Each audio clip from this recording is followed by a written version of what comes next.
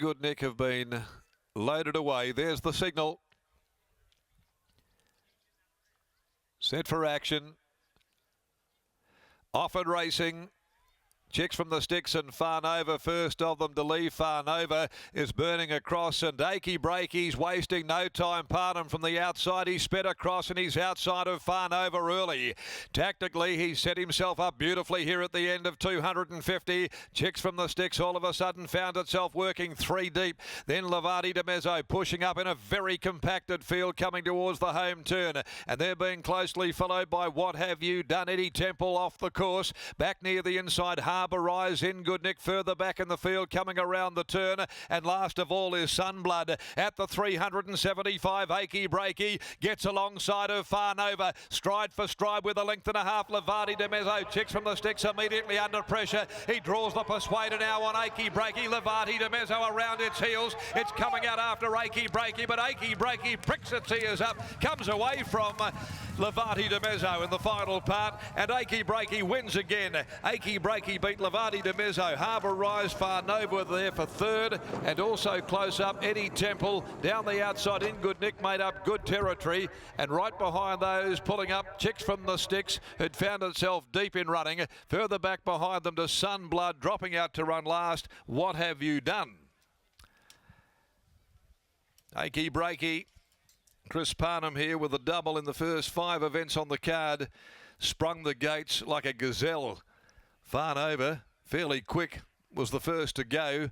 Won the break from Chicks from the Sticks, who couldn't hold, and Achy Breaky was able to glide across, and from that point on was going to take a mountain of beating. Levati de Mezzo stepping better today, had the right run, had every chance, but it was simply too good again, Achy Breaky. And third, that looks to have gone the way of number 5, Farnova, in front of Eddie Temple. 1, 2, 5 and 3, a length. The margin's no time to hand just yet. 1, 2, 5, 3 after the 5th. Achy Breaky goes back to back. This filly, a daughter of Rommel from Breaking Cover, and has done a great job here in scoring once again. Burned across, dazzling speed out of the gates. Chris Parnham has clinched a double this afternoon. Second placing to 2, Levati de Mezzo by King of Comedy from Martin. Chris Michael Gangemi, Brad Parnham in the saddle. And in third placing, Farnova by Farnan from Dip Dye. Holly Watson from the Mitchell Pateman stable. This filly, Farnova, and Eddie Temple, a nice debut back there, 4th home. The next event today will be the running of the Peters Investments Handicap over 1200, and no scratchings to come when they go at 144. And I love the way that this youngster was able to pin the ears back, this filly who has got plenty of scope about her. She was being challenged by Levati de Mezzo, who looked as though it was about to pull off its back and get past it, or at least throw down the gauntlet, but it pricked its ears up, had a good look at the post and pulled away, and was very assertive at the end of the 1,000 metres lock. Thanks, Darren. Fantastic win there from Achy Breaky. She makes it back-to-back to begin the preparation. And as Neville Parnham joins me, Neville, we touched upon the wide draw a little earlier on this afternoon, but Chris had other ideas, and so did the filly. Straight to the position of outside the leader, and she looked very comfortable from there. Yeah, look, he was a bit unsure what to do, but you know, 1,000-metre races, you've got to be sort of there. And look, yeah, we just she jumped very quick in the trials and went really quick in the trials. So, you know, it wasn't unusual for her to see her in the position she got to, and you know, it was a good thinking ride, and he got the job done very well. Last preparation, did it all just come too soon for her, and how much improvement has she had in her since last time in?